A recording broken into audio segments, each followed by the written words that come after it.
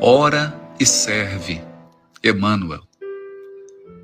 Afirmas que o progresso, exprimindo felicidade e aprimoramento, é o porto a que te destinas no mar da experiência terrestre. Mas, se cultivas sinceridade e decisão contigo mesmo, abraça o trabalho e a prece, como sendo a embarcação e a bússola do caminho. Rochedos de incompreensão escondem-se traiçoeiros sobre a crista das ondas, ameaçando-te a rota. No entanto, ora e serve.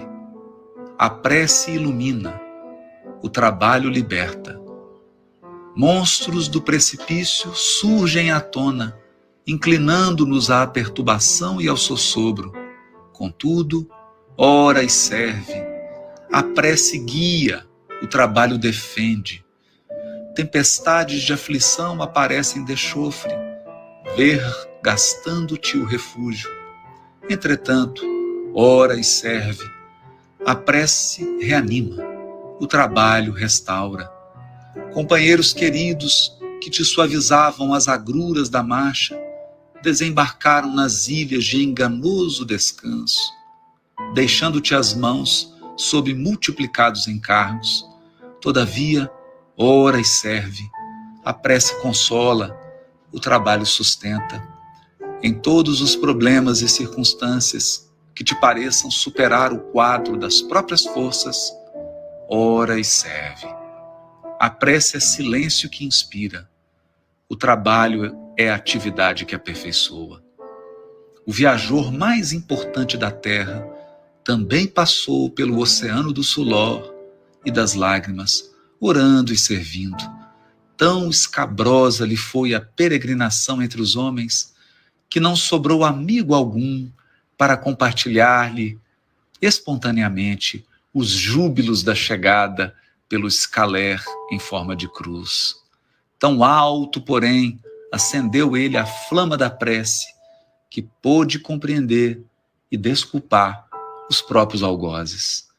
E tão devotadamente se consagrou ao trabalho, que conseguiu vencer os abismos da morte e voltar aos braços dos amigos vacilantes, como a repetir-lhes em regozijo e vitória: tende bom ânimo, eu estou aqui.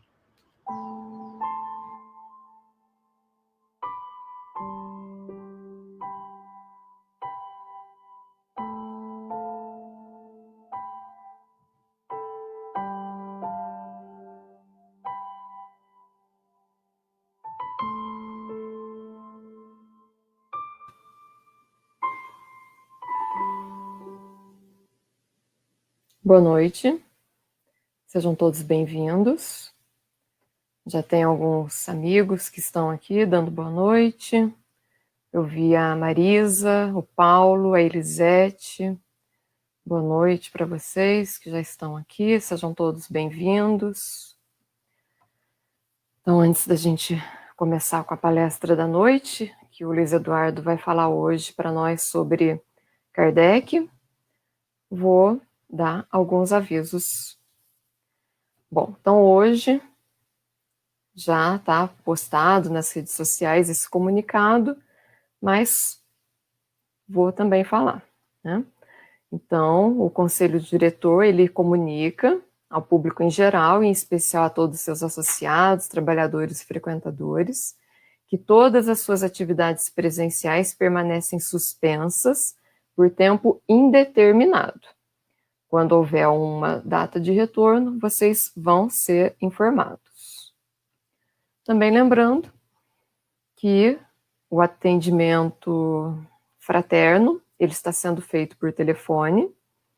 Quem quiser conversar com o atendente, envie apenas o seu nome e telefone para o e-mail contato@cedivinomestre.org e assim que for possível, o atendente irá entrar em contato.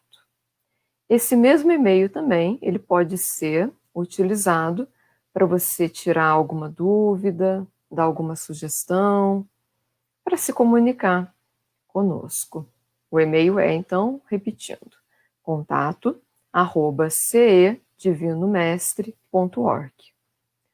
Também lembrando da campanha Acolha uma Família, que está, nesse momento, pedindo a doação de alimentos não perecíveis, tais como arroz, feijão, macarrão, enfim. Essa campanha, ela está beneficiando famílias que estão em situação de vulnerabilidade, que já existia antes da pandemia, e com a pandemia somente se agravou, famílias que são atendidas pelo projeto BMCare. Mais de 120 famílias já foram atendidas e, com a sua doação, elas podem continuar sendo atendidas.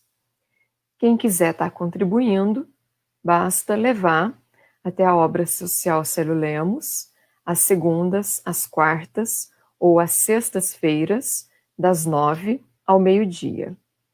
Agora, caso você não possa levar a sua doação, entre em contato com a Iris e combina com ela como que você pode estar fazendo a sua doação. O WhatsApp dela é o 981630807. Recados dados, vamos então fazer a nossa prece para que o Luiz Eduardo possa começar. Estou vendo os comentários aqui. A Helena também está aqui, o Paulo Osório, boa noite para vocês. Também o Centro Espírita Divino Mestre está também dando boa noite. Então vamos fechando os nossos olhos.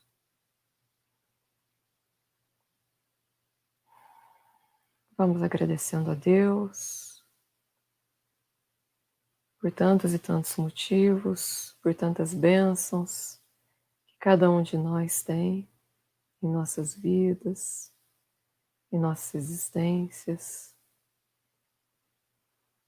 Vamos juntos, rogando a Deus que envolva o nosso planeta em fluidos e vibrações de cura, de amor, de paz, levando vibrações, energia positiva, onde há dor, onde há desespero, onde há desilusão, que a luz divina se faça,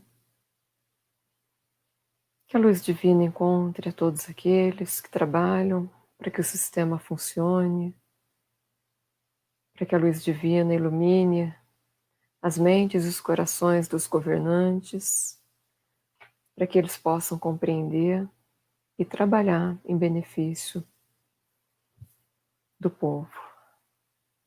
E que a luz divina encontre os nossos lares, a nossa família, os nossos parentes, amigos, inimigos, os encarnados e os desencarnados. Envolva cada um de nós. E que nessa próxima hora tudo possa transcorrer em paz e harmonia. Que assim seja.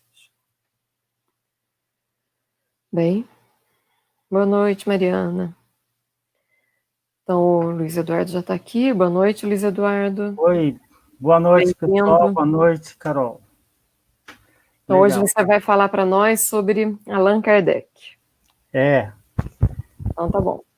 E fica combinado, né? Que o pessoal pode fazer os comentários, fazer as perguntas que você vai respondendo, não é? Então, tá bom. Se eu puder. Eu estou aqui, qualquer coisa você pode chamar, então, até o final.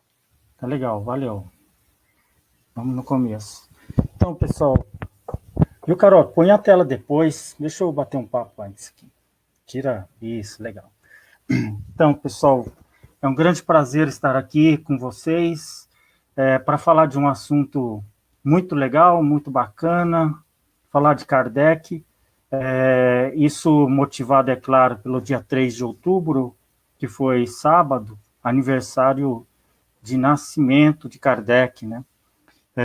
Ele faleceu 31 de março de 1869, nasceu no dia 3 de outubro de 1804. Eu sei que os dias de nascimento e o dia de falecimento dele, não tem como eu não saber, porque no dia 3 de outubro é aniversário da minha irmã mais nova, Patrícia. Um grande abraço, Patrícia. E o dia 31 de março é o aniversário da minha irmã mais velha. Prazer, Lúcia. Um grande abraço. Então, eu não tenho como esquecer esses 2 dias, que faz parte da nossa família também.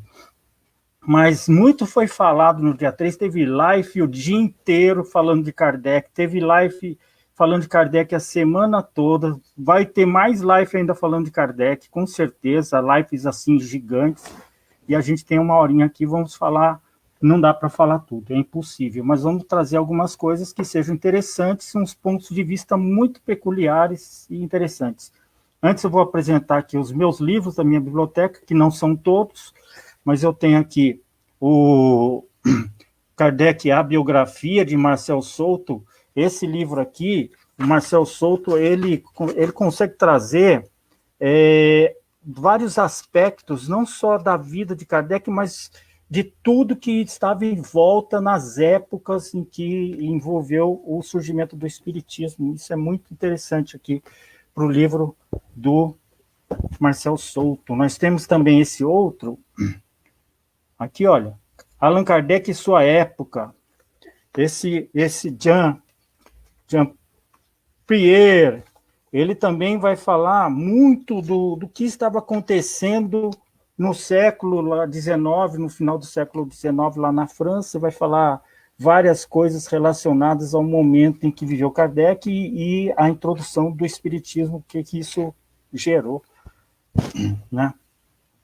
Nós temos aqui uma edição do Livro dos Espíritos, que é a primeira, 1857, que a gente vai comentar, que tem 501 perguntas. Esse aqui ele tem as perguntas originais, né? E tem um trecho aqui onde ele tem os comentários em francês, as perguntas em francês.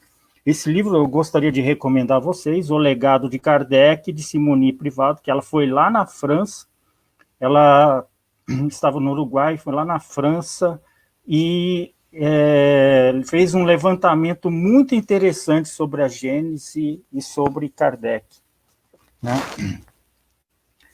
Aí o Paulo Figueiredo trouxe aqui um livro muito interessante também, que fala bastante coisa sobre a teoria esquecida, as coisas que Kardec deixou lá, e ele aqui vai debater esse assunto. Tem outros livros do Paulo Figueiredo também, né? Tem o Autonomia, tem... E, é claro, o Livro dos Espíritos, na edição nova, 1861. E esse aqui é muito interessante, muito legal. Olha aqui, ó. Kardec, olha aqui, ó. Ele tem aqui um prefácio do Marcel, que é o do outro autor, e esse livro aqui é do Carlos Ferreira. Olha só por que esse livro é legal, pessoal. Presta atenção. É em quadrinhos. A história de Kardec toda aqui em quadrinhos, né? Falando de tudo de uma forma bem interessante, bem legal, muito bacana. Eu recomendo a vocês, aqui na Feira do Livro, se puder encomendar, ir lá buscar, fantástica. A feira vai ser em novembro, né?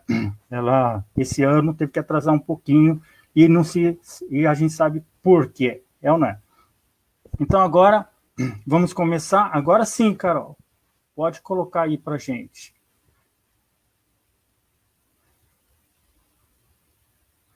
Estão pedindo uma palavra de conforto para quem está passando por um luto. Perdi meu irmão, tem 2 meses, para um câncer, foi rápido, em 6 dias ele faleceu, tinha só 26 anos. Realmente, Ana, dói bastante. Então, vamos dar aqui uma palavra de conforto, vamos pedir aos nossos mentores espirituais que possam estar se acercando da Ana, de seu irmão lá no mundo espiritual e dos familiares, para que eles possam ficar bem nesse momento de luto, porque luto nunca é fácil para ninguém, mas que a gente sabe pela doutrina espírita que é a continuidade da vida, né? E a gente, então, vai agasalhando no coração esse momento. Sim, claro, Elisete, eu dou essa e outras listas também. Vamos lá, então. Vamos colocar aqui uns slides. Essa aí que vocês estão vendo é a assinatura de Kardec, do Allan Kardec, né? Que ele adotou depois que ele utilizou o pseudônimo Kardec, Allan Kardec, tá? Nós vamos falar aqui exatamente deste momento, né? E essa frase em francês aí, a gente faz parte da vida de Kardec, está na certidão de nascimento de Kardec. Isso aqui é o dia de nascimento de Kardec. Le 12 Vendémiaire de l'an 13. Bom, devo ter falado tudo errado, você francês aí, mas não importa, né? O que importa é o que quer dizer isso. 12 Vendémiaire do ano 13, mas não é 3 de outubro de 1804? Então, minha gente, em 1793, foi instituído lá na França e em alguns outros países ao redor, um novo calendário que é para poder desgarrar de algumas instituições poderosas na época, a igreja, por exemplo, né? Então, a Revolução Francesa criou um calendário próprio. E esse calendário, ele iniciava no dia 22 de setembro de 1700, acho que era 93, agora eu não estou bem certo, né? Deixa eu fazer uma conta aqui com a calculadora. Né? Então, 1793, deixa eu fazer aqui, 1800... É isso mesmo, 1793. Dia 22 de setembro, então, era o primeiro dia do ano da Revolução lá, tá? Da Revolução Francesa. E aí, Kardec nasceu no dia 3 de outubro, portanto, ele nasceu 12 dias depois do início do ano. Do dia 22 de setembro até o dia 3 de outubro, dão os 12 dias. Então, é Le 12, né? E o primeiro mês do calendário que eles criaram, eles usavam o nome dos meses baseado em frutas. E a fruta lá, Vendémiaire, era uva, era a videira. E é interessante que o símbolo lá no Livro dos Espíritos é de uma videira, mas é só mera coincidência, não sei, mas pode ser que sim, pode ser que não. Mas ele nasceu no mês das uvas, Vendémiaire, né? De l'an 13, quer dizer, ele passou a contar os anos a partir desse ano, 1793, então 1804, 1792, eu acredito agora, dava 13 anos até o ano em que Kardec nasceu, do início da Revolução até, e aí, por isso que essa data aí, é a data do calendário que está na certidão de nascimento de Kardec, calendário da Revolução. Portanto, 3 de outubro de 1804, tá? Onde foi que ele nasceu, né? Então, a gente sabe aqui, olha aqui, ele nasceu bem aqui, deixa eu pegar aqui para vocês verem, vou marcar aqui, ele nasceu nessa cidadezinha aqui, Lyon, que, na verdade, agora não é tão cidadezinha assim, né? Mas ele não morava aí, nem morou, nem viveu, não estudou, não fez nada nessa cidade. Ele morava nessa outra pequenininha aqui, olha, gente. Nessa pequenininha, na época não chamava Bourg-en-Bresse, na época chamava Bourg-en-Lain, quer dizer, Bourg, em francês lá, significa cidade. Lain quer dizer do rio chamado Ain, né? Passa um rio ali, que o rio chama Ain, então é a cidade do rio Ain, né? E na verdade, Borg era um nome que se dava para a cidade que é menor do que vila, vilarejo. Ele era um vilarejozinho pequeno, né? Mas tinha lá alguns prédios tradicionais que a gente vai ver aqui, e aí ele nasceu aqui, em Lyon. Mas por que ele nasceu em Lyon e não em Brize, na cidade que ele vivia? Vamos ver isso? Espera aí. Essa aqui é a certidão de nascimento dele, né? Aqui a gente consegue ver essa data de nascimento, Ledulce, aqui, né? E aqui embaixo, olha só, Denisard, Hippolyte, Leon, Rivail, né? Esse aí, tá aqui o nome dele, Denisard, tem uma vírgulazinha meio escondida aqui, de Hippolyte, Leon, Rivail. Essa vírgula aqui a gente normalmente, hoje em dia, a gente usa quando a gente coloca o sobrenome na frente, põe uma vírgula e o resto do nome, e a parte inicial do nome, né? Esse aí, ele tinha uma outra função, era para separar um nome específico que tinha lá, mas porque o sobrenome dele é Rivail, né?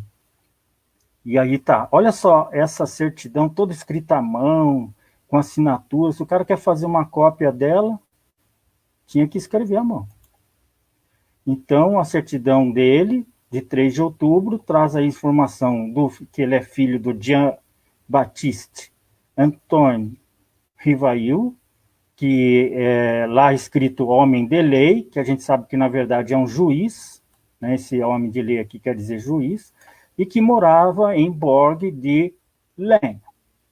Esse é Laen, ou seja, é um vilarejo à margem do rio Ain, né? Isso que quer dizer. E que hoje trocou o nome para Borg en Bresse, que Bresse é um condado que tem.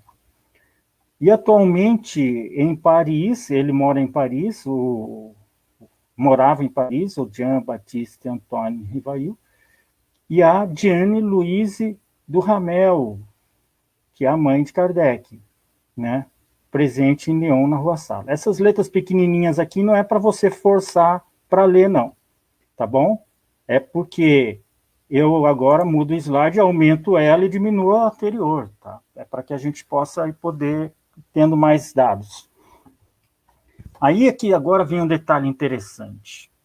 Esse endereço que está na certidão de nascimento, ele correspondia a um estabelecimento de águas termais, dessas que a gente tem aqui perto, em Passa Quatro, né? Ou que tem ali em São Lourenço, né?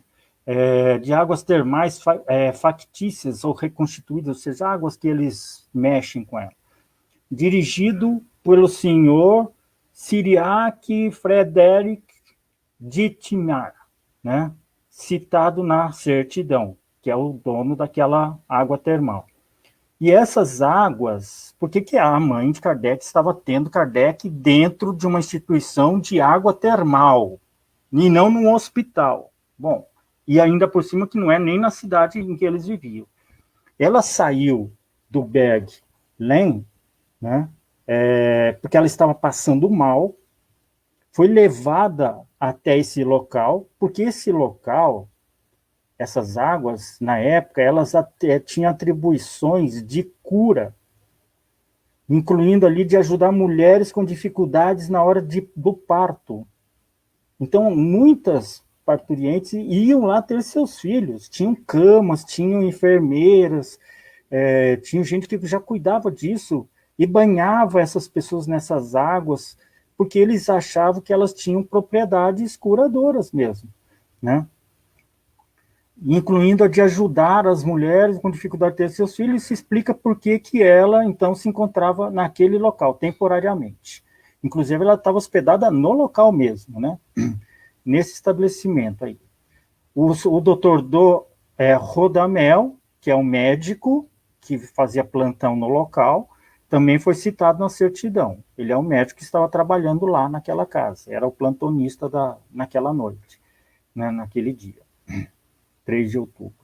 Então, é bastante curioso, depois que ela teve esse parto, ela ficou um tempo lá se recuperando, e depois dessa recuperação, ela voltou para a cidade dela, né? Então, a situação da cidade de Lyon é por conta desta instituição aí, tá?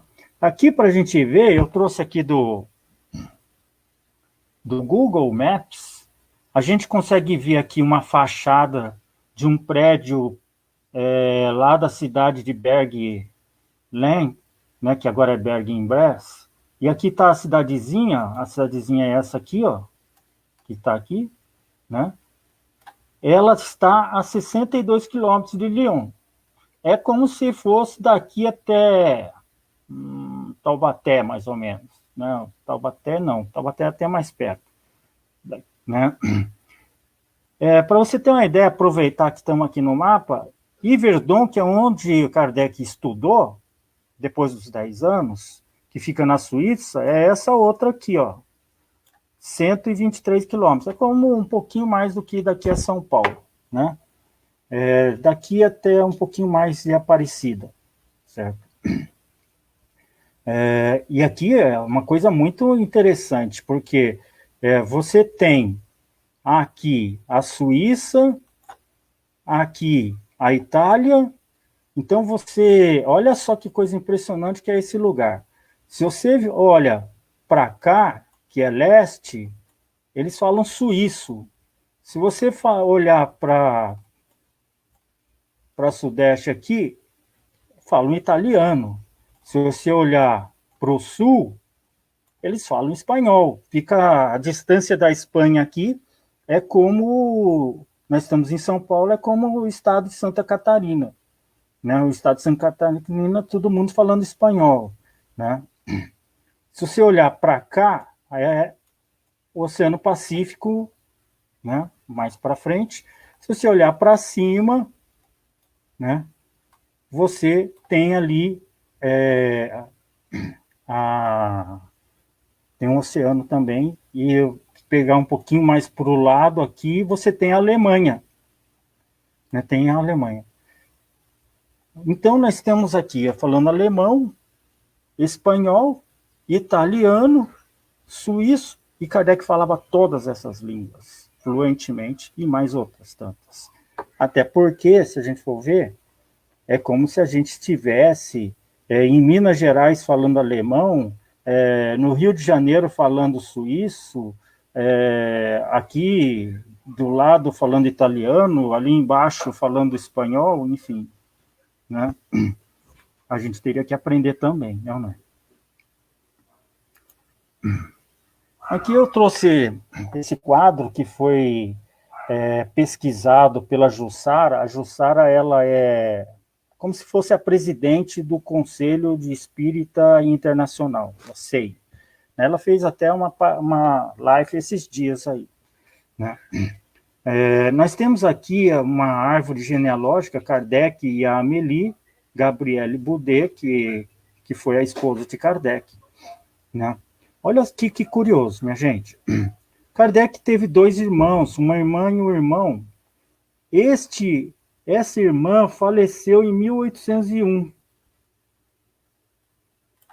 E o irmão faleceu em 1802. Kardec nasceu em 1804. Portanto, ele não conheceu os irmãos. Ele foi um temporão. Ele nasceu depois que os irmãos já tinham falecido. Né? Aqui você tem o pai de Kardec, Jean Baptista. Né? Ele consta aqui que ele é desaparecido na Espanha, porque ele era juiz, mas também estava ligado a alguma relação com militares. Né?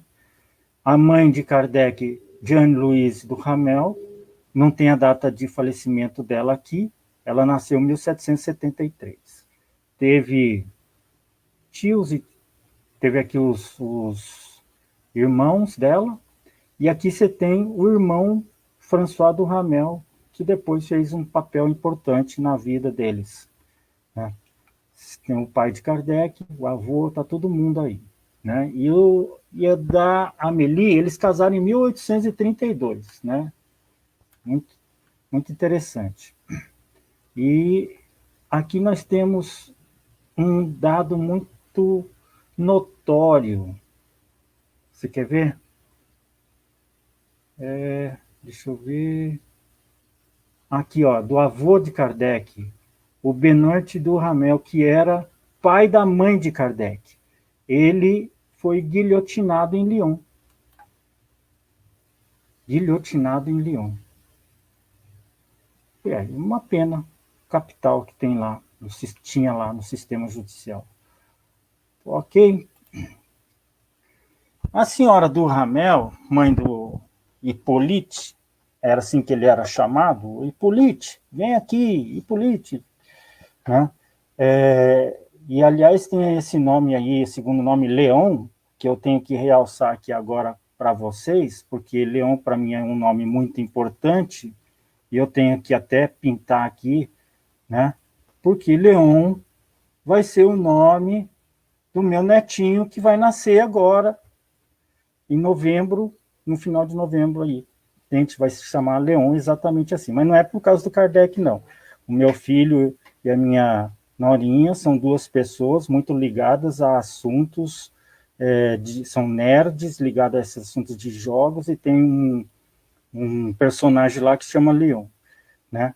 Mas tá aqui, eu tenho uma irmã que nasceu no dia do falecimento, uma que nasceu no dia do falecimento, e vou ter um netinho com o nome do Leon aqui, do Hipólite. Muito legal, né?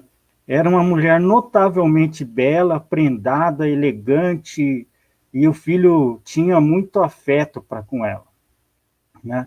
Por razões médicas, ela teve que ir lá para aquelas águas minerais, águas termais, para o nascimento de Kardec. Na Revista Espírita de 1862, tem um artigo lá que diz assim: assim se escreve a história, é o nome do artigo.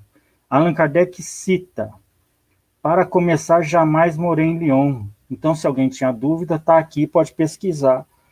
Lá na Revista Espírita, junho de 1862, Kardec afirmando que não morou em Lyon, né? E ele explica: nasceu em Lyon e, após o restabelecimento materno, foi para Borg de Lens, onde residiam os seus pais. Com 10 anos de idade, ele já demonstrava para os pais ser uma pessoa bastante diferente, muito inteligente, bem destacado dos demais, não é?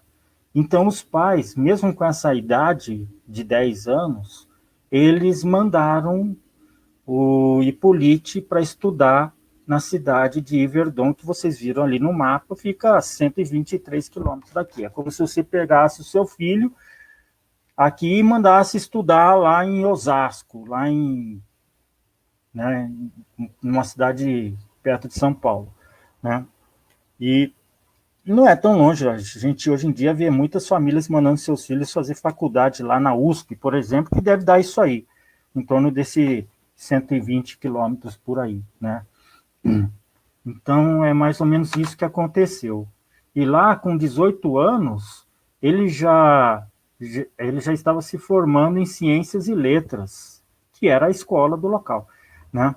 Esse Ciências e Letras não era faculdade, tá? Ele não estava, com 18 anos, se formando em faculdade ou universidade. Ele estava se formando no que a gente poderia chamar aqui de ensino médio, né?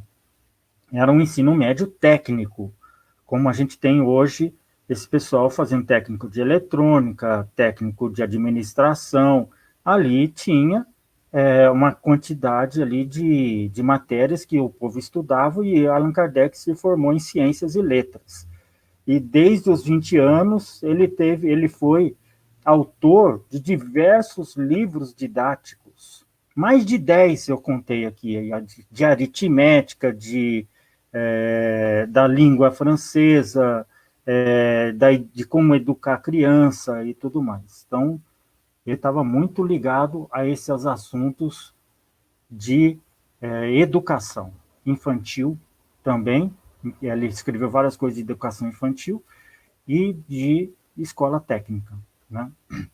Salientou-se aqui na profissão, para a qual for aprimoramente educado na Suíça pelo maior pedagogo do primeiro quarto do século XIX. Quem era ele? Pestalozzi. Pestalozzi, minha gente, é um nome bastante conhecido, tem várias entradas desse nome no mundo da educação. Muitas escolas hoje abrem e utilizam os métodos de Pestalozzi. dizem ser um método muito melhor para a educação, porque a pessoa é que vai puxando a matéria que ele se sente melhor naquele momento, tal. Então isso junta certas condições aí para facilitar o aprendizado, né? E sucedeu ele depois em Paris. Ele foi para Paris e montou uma escola com aquela metodologia do Pestalozzi, né? Temperamento infenso à fantasia. O que quer dizer isso, né? Infenso à fantasia quer dizer, ele não era uma pessoa que vivia com o mundo, com os pensamentos no mundo da lua, né? Ele sem instinto poético nem romanesco, ele era muito das exatas mesmo. Interessante é que ele se formou em ciências e letras, né? Todo inclinado ao método, à ordem, à disciplina mental, praticava, na palavra escrita ou falada, a precisão, a nitidez, a simplicidade também. Olha só, tem que escrever, tem que trocar as palavras, o cara fazia isso, né? O Kardec tinha esse jeito de escrever desde essa época, dentro de um vernáculo perfeito, escoimado de redundâncias, ou seja, o que ele falava, estava dito, era aquilo mesmo, né? Então, fruto dessa formação na escola da Suíça, em Yverdon, junto com Pestalozzi, né? Aqui, nós vemos uma imagem dessa cidade, Yverdon, onde alguns desses prédios já existiam desde aquela época. Esse aqui é o castelo de Yverdon, né? E aqui tem uma Basílica de Yverdon. Esse outro prédio aqui, que tem essas janelas modernas, a gente não sabe se tinha naquela época, não. Mas esses outros aqui, todos, com certeza, fazia parte daqueles momentos em que Kardec estava andando por essa praça aqui, durante a sua formação escolar, né? Houve muitas pesquisas com relação a buscar se ele fez faculdade ou não, e por vários pesquisadores, e ele realmente não foi encontrado isso, né? Nenhum diploma universitário. No entanto, a gente já contou mais de 10 diplomas que ele teve de outros estudos que ele fez, né? E ele também veio de Verdun, lá da escola de Pestalozzi, onde lá haviam grandes professores, eles tinham mais de 24 disciplinas diferentes, então ele estava formado com vários assuntos da ciência, das letras, daquela época, né? Lá eles podiam conversar com filósofos, com educadores, reformadores sociais, e Kardec também, ele traduzia esses livros do pessoal, desses filósofos da Alemanha e de outros países, ele traduzia, e aí ele entrava no mundo desses pensadores da época, né? Então, Kardec era bastante autodidata, né? E era membro de diversas sociedades, ele se inscrevia nessas sociedades, mas todos os conhecimentos de que dispunha e buscava eram orientados pela prática educacional, como professor, diretor de escola, autor de livros didáticos e pedagógicos.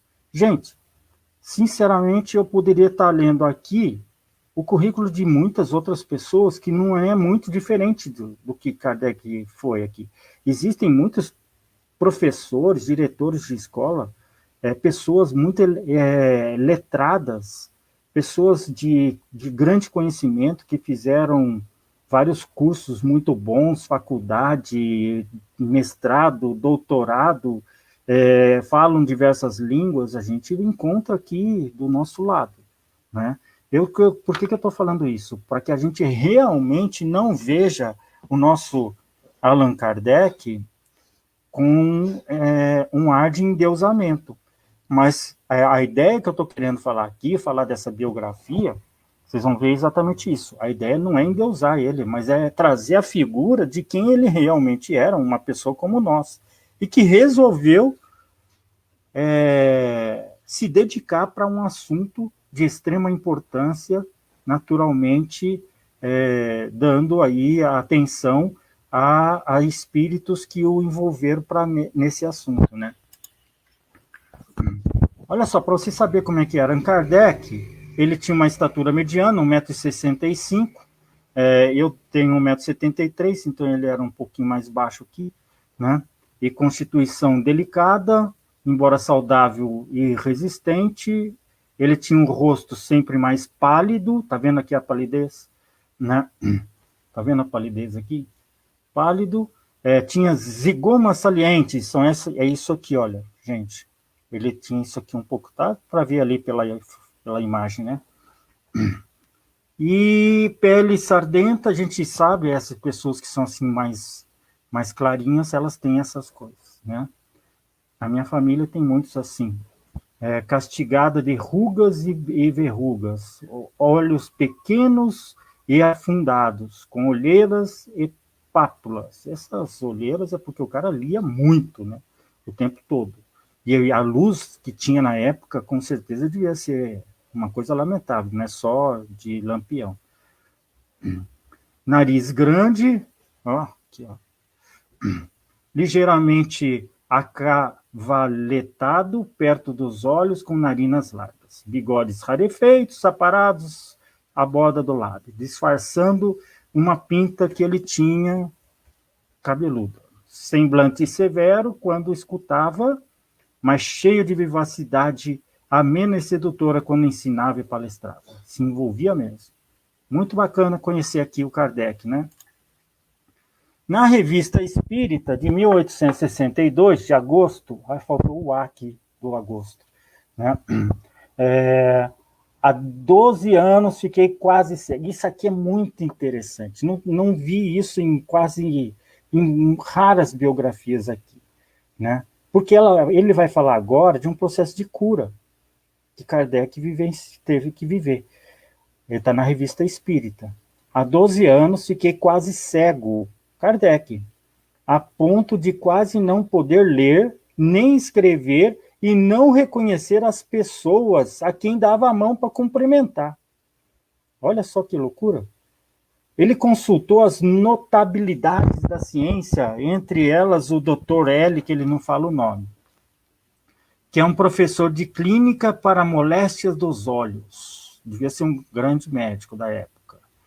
Depois de um exame muito atento e consciencioso, ele declarou que eu sofria de uma amaurose. Eu fui pesquisar o que é amaurose. Até então eu nunca tinha ouvido falar, né? Devo ter lido isso, mas quando eu li a Revista Espírita, mas não me atentei, né?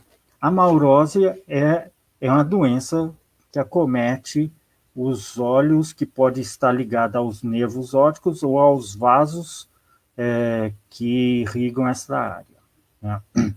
E que devia resignar-me, ou seja, a coisa era feia. Fui ver, então, uma sonâmbula. Olha, o nome sonâmbula a gente vai citar daqui a pouco. Era o que se conhecia lá. Ao invés de ele falar, fui ver uma vidente, ele fala, fui ver uma sonâmbula. E depois eu vou explicar aqui por quê. Que me disse que não era a amaurose, mas uma apoplexia nos olhos. Também é uma doença, só que de um nível um pouco menor, né? E que podia degenerar em amaurose se não fosse cuidado adequadamente. Portanto, tinha que ter cuidado, né? Declarou responder pela cura. Ela declarou que iria cuidar da cura. E em 15 dias, disse ela, você vai experimentar uma ligeira melhora. Em um mês começareis a ver. E em 2 ou 3 meses nada mais tereis. Isso aqui falou a sonâmbula, né? Tudo se passou como ela tinha previsto. E hoje minha visão está completamente restabelecida. Está aqui na Revista Espírita, Kardec mostrando que também passou por um processo de cura, um processo de auxílio do mundo espiritual através de uma médium, né? E aí, eu selecionei essa parte, porque ela traz um outro assunto muito interessante sobre Kardec. Vamos lá. Depois que ele chegou a Paris, né, em torno de uns 20 anos de idade, ele teve a curiosidade despertada pelo magnetismo animal, que era a doutrina de Mesmer, né? Que, aliás, o Paulo Figueiredo, que é um dos autores dos livros que eu mostrei aqui, Revolução, ele tem um livro anterior à Revolução Espírita, é o livro Mesmer, azul, capa azul, que o Paulo Figueiredo também escreveu. O que ele fez lá? Ele colocou 3 livros do Mesmer num único volume, que é para a gente ler tudo sobre o assunto, que é este assunto aqui que Kardec se interessou naquela época, né? E nos anos que se seguiram, aplicaria o seu tempo sem prejuízo de suas tarefas educacionais, porque ele estava montando a escola no regime lá de Pestalozzi, né? No estudo criterioso, equilibrado, teórico e prático do quê? Do magnetismo, né? Ele fez isso por 30 anos, então ele chegou lá em torno de 20, ele fez com 30, 40, 50. 50 anos é quando Kardec tinha, em 1854. Ele nasceu em 1804. Em 1854, ele tinha 50. Então, ele estudou isso aqui até praticamente quando ele conheceu as mesas girantes. 1854, por aí, né? Tendo assim adquirido sólidos conhecimentos de magnetismo, ciência, que em diferentes ocasiões demonstrou possuir profundidade. Nossa, tem que ver o tempo, não vai dar tempo. Então, vou correr um pouquinho, daí ele conheceu aqui as mesas girantes, naquela época lá, que aí ele viu que, na verdade, esse fenômeno magnético do sonambulismo, e foi aí que ele conheceu os sonambulismos, porque o pessoal que estudava magnetismo animal percebeu que o fenômeno do sonambulismo estava interligado com essa doutrina. E por isso, então, Kardec já conhecia as condições de alguém falar coisas vindas de algum lugar estranho, que eram as sonâmbulas. Quando ele viu a mesa girante, ele já tinha conhecimento antes sobre o assunto, né? Pelo menos de 30 anos antes, olha só, né? E aí nós temos aqui as mesas girantes, não é? 1854, como eu falei, o senhor Fortier, então, leva o Kardec a conhecê-las. Está aqui na Revista Espírita de 1858, tá? Em 1855, ele é convidado para ir na casa da senhora Plenel Merson, onde ele vê lá as meninas Caroline Boudin, de 16 anos, né? E a Julie Boudin, de 14 anos. Essas menininhas, elas escreviam... Ô, Carol, põe meu rosto aí um pouquinho maior agora, por favor. Diminui. Isso, obrigado. Elas pegavam um cestinho, deixa eu pegar aqui, ó. Um cestinho como este, para coar café, né? Pegava, virava assim, né? Obrigado, Carol. Pegava um lápis, só que eu não tenho um lápis de carvão que eles usavam na época, o meu aqui é lapiseira. E eles colocavam aqui, ó. Aí eles pegavam isso aqui, olha só, pegava uma prancheta, que no caso era de ardósia, aqui a minha é de coisa, prendia lá o papel e punha esse negócio aqui, ó. Né? Aí a menininha punha o dedo aqui e a coisa saía escrevendo. Eu vou convidar vocês aí na casa de vocês a botar aqui um lápis num negócio desse e com o dedinho assim tentar escrever o seu nome aqui para ver se você consegue. E ainda mais escrever o livro dos espíritos inteiro, né? De 500 e tantas perguntas. Pode colocar de volta, Carol. Obrigado.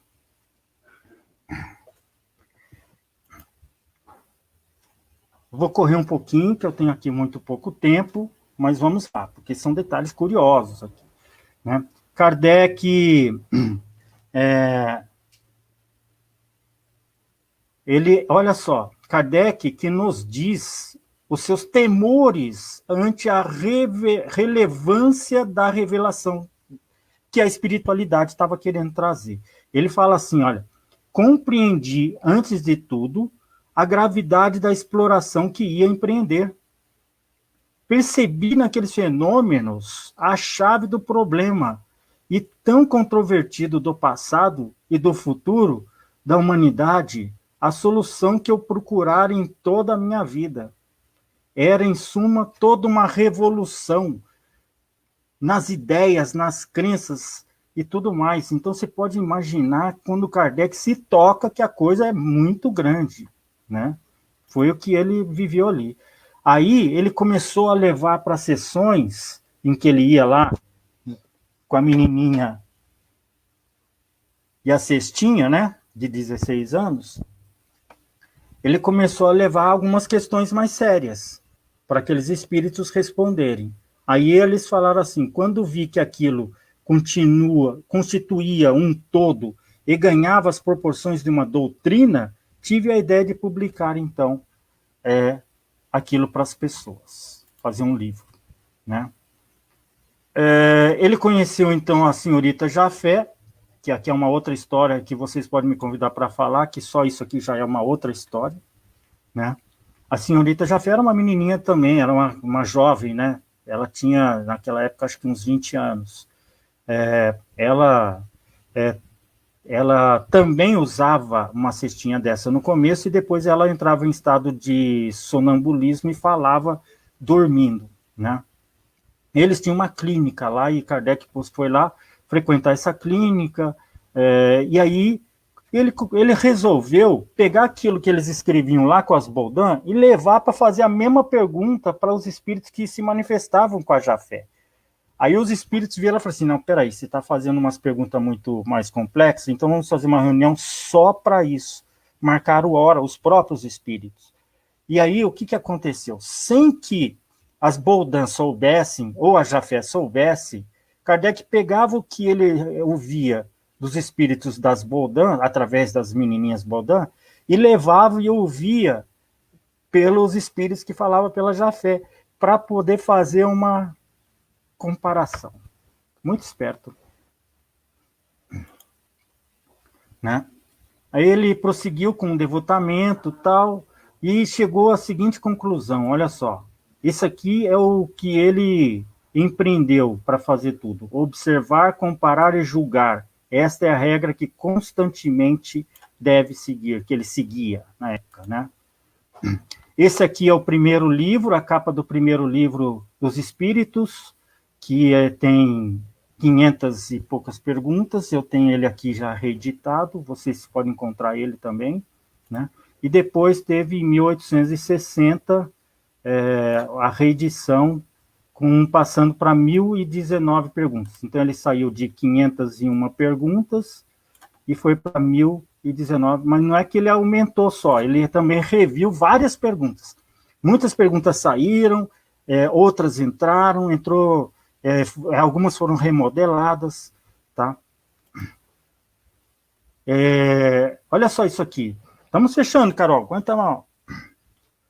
Não renunciamos ao nosso discernimento. Kardec é muito severo, muito sistemático. Não renunciamos ao nosso discernimento. Por quê? Porque o discernimento não era um discernimento qualquer, era um discernimento que veio através de observação, comparação, julgamento, bem, e também de comparação. Vem aqui, ó. Saibam, pois, aqueles que nos supõem uma credulidade tão pueril, aqueles que nos supõem de uma credulidade pueril, acham, esse povo aí acredita em espírito, isso aí acredita numa credulidade pueril, né? Que consideramos toda opinião, agora olha só o que ele vai falar, expressa por um espírito como uma opinião pessoal. Então, é interessante isso, por quê?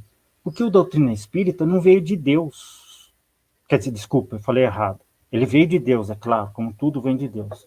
A doutrina espírita não veio por um Deus. O que quero dizer com isso? Não foi um Deus histórico desse que desceu e falou, tá aqui para vocês, né? Veio de observação de fatos, veio da observação de diversos espíritos falando através de diversas mediunidades diferentes, não só mediunidades falada ou escrita, mas mediunidades de efeitos físicos também, como então ela veio de Deus? Veio sim, porque Deus tudo veio de Deus, na verdade, o que existe. Mas ela não veio de um ser em Deus, que a gente endeusaria. É isso que eu quero dizer aqui. Ela veio de uma pessoa como nós, e que usou uma metodologia científica de observação de fatos reais. Entende isso? E ele chegou à conclusão de que os espíritos que estavam falando nada mais é do que pessoas como nós que estavam falando aquilo que eles estavam observando lá. É como eu falando aqui, a minha esposa está do outro lado dessa parede, e eu fico perguntando aqui para ela, ô Beth, o que está passando aí na TV?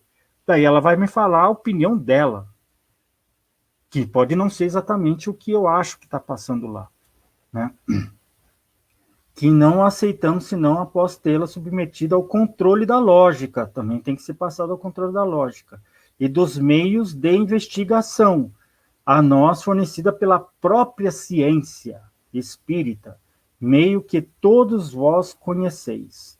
A razão é que não aceitamos nenhum fato com entusiasmo, apesar de ser alguma coisa entusiasmante, Allan Kardec segurou a rédea do entusiasmo e seguiu de forma sistemática. Muito bacana, né? Aí, conselho do Espírito São Luís para Kardec. O Espírito São Luís já veio através de uma outra médium que ele conheceu depois da edição do primeiro livro, né, que é a médium Hermance, e o espírito que falava através dela, escrevia através dela, é o São Luís, né? Que depois ele é que ajudou a reeditar o Livro dos Espíritos e também ajudar a reeditar alguns outros, né? A editar alguns outros, desculpa. Qualquer que seja a confiança legítima que vos inspirem os espíritos que presidem os vossos trabalhos, você pode ter qualquer confiança, pode ser qualquer tipo de confiança nos espíritos que estão falando nos nossos trabalhos. Uma recomendação a que nunca será demais repetir e que devereis ter presente sempre na vossa lembrança quando vos entregais aos vossos estudos. O quê? Pesar e medir. Pode ser qualquer um. O espírito superior não vai ficar triste, não. Os não superiores talvez fiquem tristes, fiquem bravos. Mas aí é isso que você quer saber mesmo, né? Pesar e medir. Submeter ao controle da razão mais severa todas as comunicações que receberdes. Não deixares de pedir as explicações necessárias. Pode perguntar. E aí, essa universalidade, a gente viu Jafé, Baudin, e não só elas, porque teve mais umas 50 médiuns, a gente tiver que contar na doutrina espírita, tem vários outros médiuns, e teve cartas chegando de diversos lugares, inclusive do Brasil, foi carta lá para Kardec. Então, era uma universalidade do ensino dos espíritos, porque não veio só da França, não veio só de Paris, veio de vários lugares do mundo, não é? Isso aqui eu não preciso. Aqui a gente pode tirar, Carol. Isso. Então, o que eu queria trazer aqui, apesar de termos aqui uma dúzia de biografias, e realmente tem muitas biografias de Kardec, eu queria trazer, na verdade, um pouco da pessoa face ao grande trabalho que ele trouxe. Entende? Eu não estou querendo desmerecer essa pessoa, não, muito pelo contrário. Ele foi bem persistente, e a gente tem que realmente dar o nosso agradecimento a Kardec pela persistência. E quando Kardec terminou, né, o Livro dos Espíritos, o primeiro Livro dos Espíritos, quando ele terminou, olha só, deixa eu ver aqui, né? Quando ele terminou, os espíritos foram lá e falaram o seguinte para ele. Deixa eu ver aqui. Os espíritos foram lá e falaram assim para ele. Peraí. Ele já estava terminando, aliás, o primeiro, ele estava terminando de fazer a primeira edição do Livro dos Espíritos. Ele ainda não tinha publicado, mas isso que ele está terminando. Aí o Espírito de Verdade falou assim: compreendestes bem a tua missão. Estamos contentes contigo. Prossegue. Pode deixar, Carol, pode pôr. Prossegue e não te abandonaremos jamais. Crê em Deus e avança confiante. Olha que incentivo, né? Crê em Deus e avança confiante. E a gente tem que fazer isso na vida, gente. Quantas coisas que aparecem na nossa vida, né? Da qual a gente tem nossas missões também. Pode não ser do tamanho de uma doutrina espírita, mas a gente tem nossas missões com nossos filhos, nossos netos, né? Nós temos a missão com nossa atividade no meio espírita, com a nossa atividade profissional. Nós temos missões, às vezes, sociais também, e algumas delas até pode alçar patamares elevados, do tipo você escrever um livro, você ser detentor de uma opinião na comunidade social, ou às vezes até mundial, né? Então, como que a gente leva a isso? Leva com persistência, com amor, com cuidado, com atenção, olhando cada detalhe, né? Observando, comparando, fazendo isso, né? E Kardec conseguiu, e a gente agradece a Kardec nesse dia, nessa semana de aniversário, nesse mês de aniversário de Kardec. Tá bom? Acho que agora já deu o nosso tempo, eu agradeço a todos. Se tiver alguma pergunta, eu nem percebi se tinha, fui falando aqui sem parar, mas eu respondo depois aqui no Facebook. Tá legal?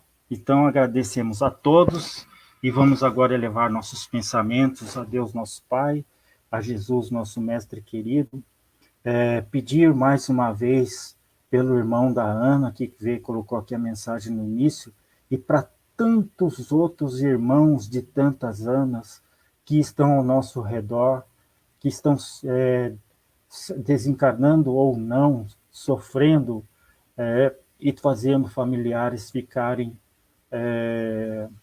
com o coração apertado, que possa, Jesus, a sua luz se estender a todos nós e que possamos encontrar nessa doutrina maravilhosa que esse nosso amigo Allan Kardec, Hippolyte, Leon Denisard Rivail nos trouxe para que a gente possa refletir melhor sobre fatos como esses e tantos outros. Que assim seja. Obrigado, gente. Carol, beleza? Obrigado. Nós que te agradecemos, muito obrigado. Agradeço. Gostou daqui da cestinha? Nossa, eu achei que foi muito legal a sua criatividade. Eu falei, nossa, ele deixou tudo ali preparado, igual programa de televisão. Ficou legal. Nós te agradecemos, foi muito bom, e realmente falar de Kardec é muito gostoso, falar e ouvir, né? E é difícil conseguir falar tudo em uma hora mesmo, mas não você dá. conseguiu trazer para a gente um assunto bem gostoso, bem interessante, e aguçar, né, o desejo de ler mais, de pesquisar. Então, a gente te agradece. Que isso, eu que agradeço a oportunidade. Nós estamos encerrando, então, mais uma transmissão. Eu convido vocês para amanhã, a palestra que vai ser o tema O Espírita perante a Política. O palestrante é o Leandro Besseneri. E no domingo, o tema será a visão espírita da homossexualidade, que quem vai desenvolver o tema é o Elton e a Márcia. O Elton, ele é de São Paulo, ele é psicólogo. A Márcia é daqui de São José dos Campos. Ela é uma trabalhadora da terça-feira à tarde e frequenta o grupo de estudos do GECO. GECO não, do EAD, no sábado. Então, é isso. Vocês estão convidados. Tenham todos uma boa noite, uma boa semana e até a próxima. Tchau, pessoal.